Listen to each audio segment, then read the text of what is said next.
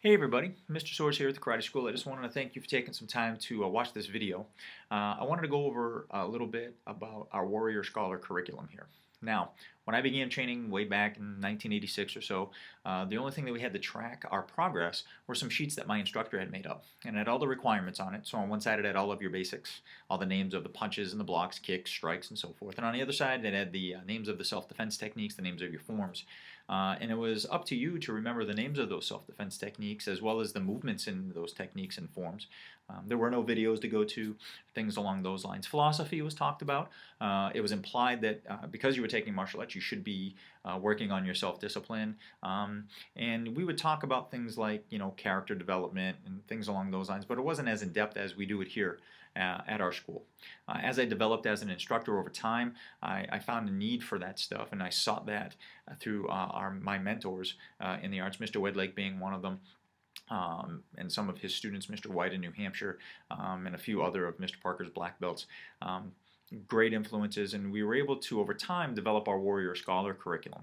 Now at the end of last year, we did pass these out to all of our current students, and every new student that comes in gets one of these packets, and it just explains how the stripes work here at the Karate School, and it also gives the requirements and what we look for a student to earn those stripes here at the school.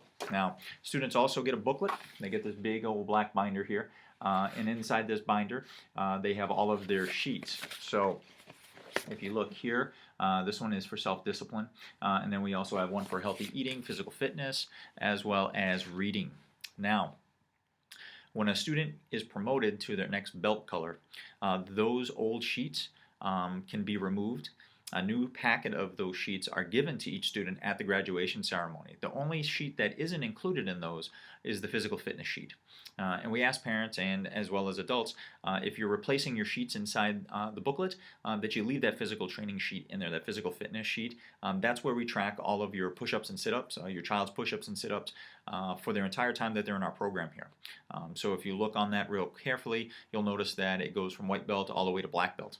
And so if by chance you throw that out, if they're brown belt and we've been tracking it since white belt, it's going to be a little bit difficult for us to recreate that. If they're only on their first belt, it's really not that much of a problem. However, we do ask that you do watch that and that you don't accidentally throw that out. So, well, I want to take the time here to thank you for watching this video. I know it's only a couple of minutes. I hope that clears up a little bit about how the folders work and a little bit about the paperwork. So if you ever have any questions, feel free to grab us. Drop us a line here. You can stop up at the front desk. Our team is well versed in this as well, so they can help you out with that too if you have any questions. So thanks again for watching our video, and we look forward to seeing you on the mat soon.